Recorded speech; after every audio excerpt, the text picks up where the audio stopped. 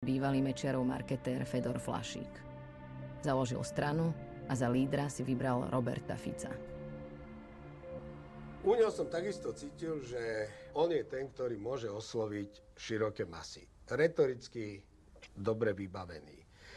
Fyzicky nad 180 cm, mladý, právnik, z dediny.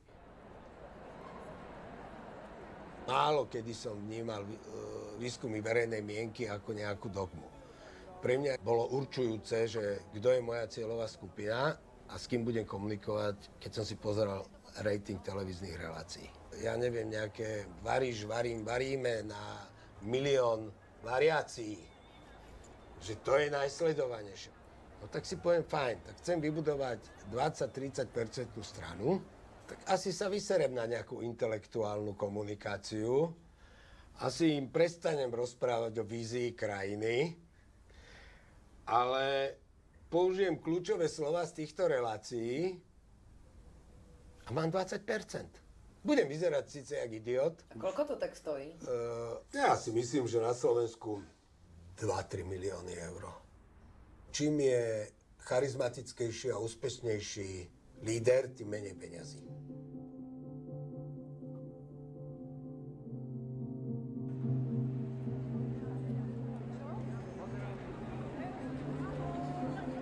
Taký premiér ešte nebol a dúfam, že ešte dlho ani nebude. Že on je ten schopný človek. On to robí z celého srdca, doslova do písmena. Super človek. Na prvom mieste je Fico, potom Svätý Otec, ako hovorili. Keď vám mám povedať úprimne, tak podľa mňa je to taký pána Mečiara pionier. Už berte nás ako popísaný papier.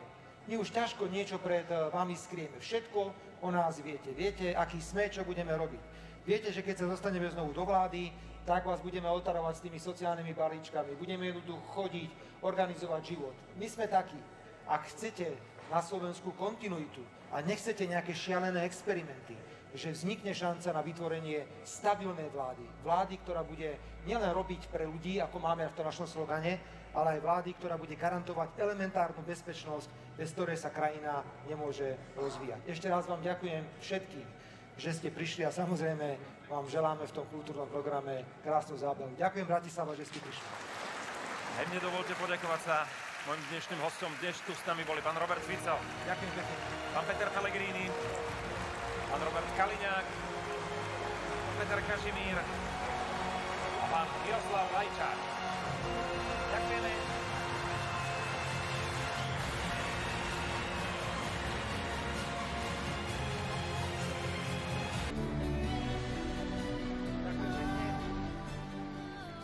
Ďakujem pekne. Zorganizovali zájazd autobusu a dovezli nás. Ja tu mám zadarmo, takže to si vážim. Je to dobré. A prečo? Pretože to máme rádi. Aj Fica máme rádi. Mne sa páči pán premiér Fico. Pekný chlap. Páči sa nám. Dá nám zľavu na vlak, že môžem zadarmo cestovať ako dôchodkyňa. Taký mladý, pekný chlapec. Jak naši synovia už. A je to jediný človek, ktorý si náš ženy ešte všimne.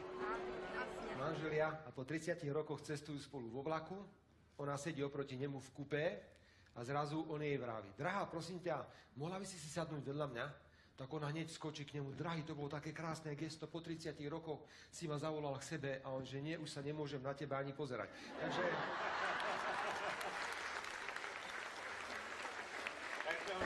No ja vám chcem povedať, že ja strašne to spájam, pretože ja milujem Fica. To tam ale musíte povedať. Haló? Pretože to je jediný človek, ktorý myslí s penzistami úprimne. Prečo nám sľubuje? Pretože nás miluje. K tomuto vašemu sviatku vám želám všetko najlepšie a verím, že program, ktorý ste už z časti videli a ešte budete aj nejaký vidieť, budete vnímať ako takú pestrú kyticu kvetov pomyslenú v tomto okamihu, ktorú pri tejto príležitosti vám spoločne s mojimi kolegami v strane Smer sociálna demokracia, ale aj vo vláde Slovenskej republiky dávam. Peknú zábavu dávam. Ďakujem pekne. a skúste vy, ste fantastickí, čo zazlievajú rodičom. Opravdu je pre nich celá, chcú mať plné mise, pre šancu mať mená. Tento štát už nedá dokopy ani svatá panenka Mária.